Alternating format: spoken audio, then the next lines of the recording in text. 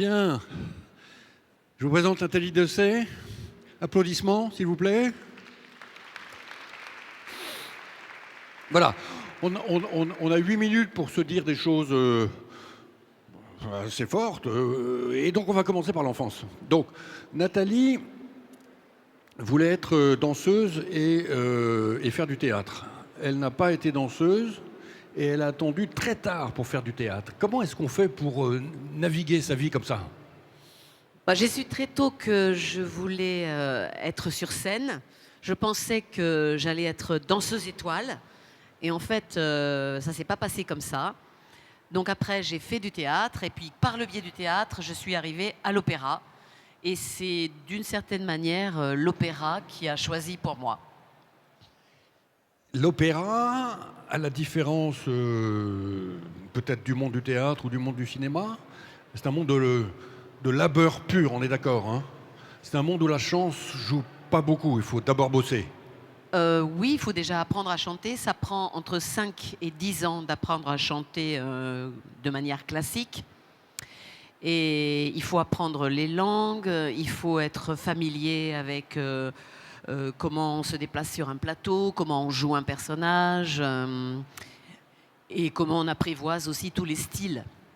Et ce que vous disiez quand on a préparé un petit peu cet entretien, c'est que l'opéra, c'est athlétique. C'est un geste très athlétique parce qu'on chante sans micro.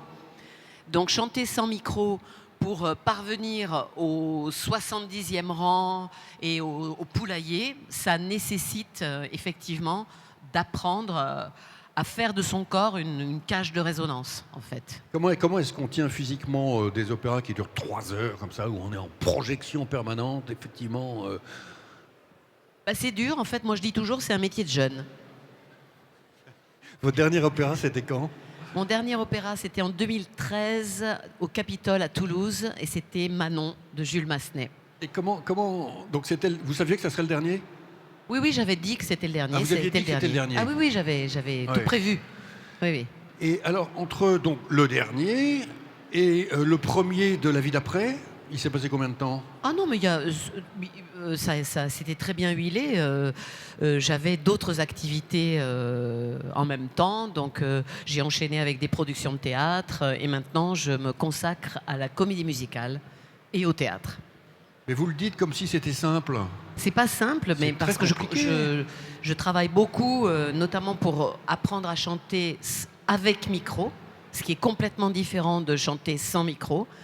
Il faut apprendre toute une autre technique et il faut oublier presque ce qu'on a appris pendant 40 ans pour réapprendre une autre façon de chanter, beaucoup plus grave, en mélangeant les registres, en mettant beaucoup plus de voix de poitrine, de manière à ne pas partir en voix de tête et en voix projetée dès que ça monte dans l'aigu.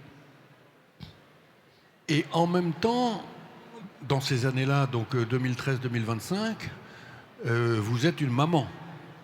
Oui, alors là, maintenant, mes enfants sont grands. Donc en 2013, ils étaient grands déjà. Ils étaient déjà grands. Oui. Ils étaient déjà musiciens ? En 2013, oui. Il y a 10 ans, 12 ans. Oui, ils savaient déjà qu'ils voulaient être musiciens. On les avait obligés à apprendre la musique quand ils étaient petits et ils nous l'avaient assez reproché. Mais finalement, quand ils ont eu 18-20 ans, ils ont décidé de devenir musiciens. Ma fille est chanteuse de comédie musicale. Elle a une voix exceptionnelle. Et c'est pas seulement la maman qui le dit.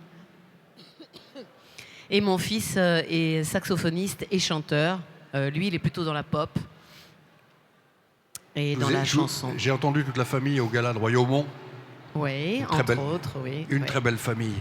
Et comment, je pose quand même la question parce que on a tous nos familles aussi, comment vous faites pour, encore une fois, naviguer comme ça? Vous étiez chanteuse d'opéra, vous devenez actrice et puis vous faites de la comédie musicale. Vous réussissez, 2 enfants musiciens extraordinaires, et vous avez l'air de dire que, oui, c'est comme ça, mais c'est quand même formidable. Oui, c'était beaucoup de logistique quand ils étaient petits. Je les ai pas beaucoup vus quand ils étaient petits, en fait, mais ils n'ont pas l'air traumatisés. Et ils ne m'en veulent pas beaucoup. Peut-être c'était mieux comme ça, je ne sais pas. Et puis, on était 2. Il y avait aussi mon mari, qui lui aussi est chanteur d'opéra, et on essayait de se partager où c'était lui qui partait, où c'était moi. Et il s'est beaucoup occupé des enfants également. Vous pouvez nous parler de Gypsy? Oui, Gypsy, on l'a donné à la Philharmonie l'année dernière. C'est une comédie musicale américaine de Julie Stein sur des paroles de Stephen Sondheim. Et c'est l'histoire d'une mère abusive qui veut faire de ses 2 enfants des vedettes de Broadway et qui va finalement réussir avec une de ses filles qui va devenir la première star du burlesque dans les années 30-40 aux États-Unis. Voilà, Gypsy Rose Lee. Et comment c'est arrivé dans votre vie, Gypsy? C'est grâce à Laurent Pelli, metteur en scène avec qui j'ai fait beaucoup d'opéras. C'est lui qui avait envie de monter ça, qui m'a demandé. Et il se trouve que je joue avec ma fille qui joue le rôle de Gypsy Rose Lee. Donc on est dans ce rapport mère-fille sur scène. Et c'est assez marrant. Complètement génial, ça. C'est génial. Ah ouais, franchement, on vous rendez compte. Et alors, dans votre carrière de chanteuse, est-ce qu'il y a des souvenirs comme ça qui sont vraiment incandescents? Il doit y avoir de la routine quand même. Non, il n'y a pas de routine parce que c'est toujours très différent, mais il y a des grandes productions comme La fille du régiment avec Laurent Pelli, Alcina avec Robert Carsen, Traviata avec Sivadier, Lucia avec Andrei Serban, dans des grandes salles comme la Bastille, le Metropolitan de New York, Barcelone, Covent Garden, voilà. Comment on vit avec ces souvenirs? Ben, moi, je vis pas avec mes souvenirs, je vis avec le présent. J'avais envie d'entendre ça. Le présent. Et alors, le futur, on a le droit d'en parler? Ouais. C'est quoi les projets?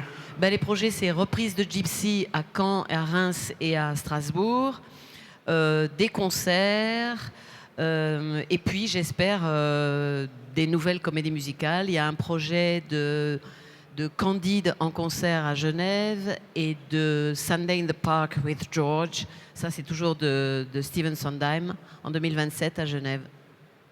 Et pour terminer, on a 1 minute, la transmission, l'enseignement. Alors, moi, je ne suis pas du tout pédagogue. J'aime pas enseigner. Et donc, je donne des petits conseils comme ça à droite, à gauche, mais je ne veux pas prendre la responsabilité de former quelqu'un au chant classique. C'est trop dur. Ça me rappelle le peintre sur lequel j'ai écrit un livre cette année qui me disait la même chose. Il disait: je ne veux pas transmettre. Je n'ai même pas encore trouvé. Non, c'est ça. Et donc, n'ayant pas trouvé, que voulez-vous que je transmette? Et il avait 93 ans, hein, donc vous avez encore du temps. Hein. Oui, mais je crois que c'est pas mon truc d'enseigner. En revanche, je participe. Enfin, je considère que j'aide la jeunesse, par exemple, en accueillant des jeunes chanteurs chez moi, qui sont par exemple à l'atelier lyrique de l'Opéra Bastille, oui, et qui cherchent un endroit, voilà, pour vivre pendant 1 an ou 2, par exemple, le temps de leurs études. Du coup, ils peuvent venir chez moi et comme ça, ils n'ont pas de loyer. Voilà, donc j'aide la jeunesse en leur faisant faire des économies. Voilà. C'est terminé. Merci beaucoup.